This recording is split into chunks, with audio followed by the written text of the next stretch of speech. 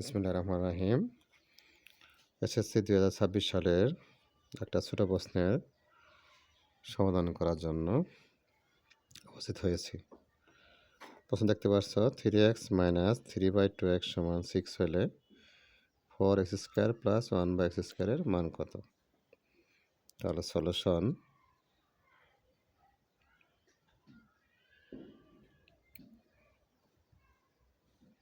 দেওয়া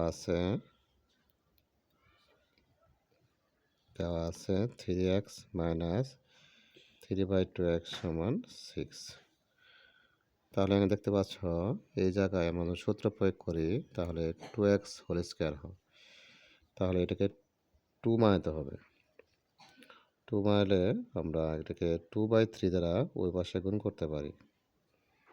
3x - 3/2x = 6 গুণন 2/3 বা এখন যদি গুণ করি তাহলে এই 3 আর 3 চলে যাব, তারপর 2x। আর এটাতে এটা গুণ করলে এই 3 আর 3 চলে যাব, 2 আর 2 চলে যাব, 1/x। 3 দিয়ে 6 রে কাটলে 2 বা 2 দুগুণে 4। তাহলে এখন চাওয়া হয়েছে 4x² + 1/x²।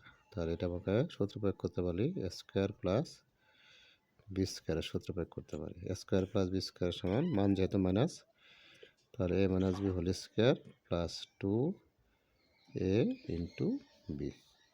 তাহলে এটা মান 4² আর x চলে যাবে, 2 দুগুণে 4, 4 4 16 আর 4 = 20। এটাই আনসার। আশা করি বুঝতে পেরেছ।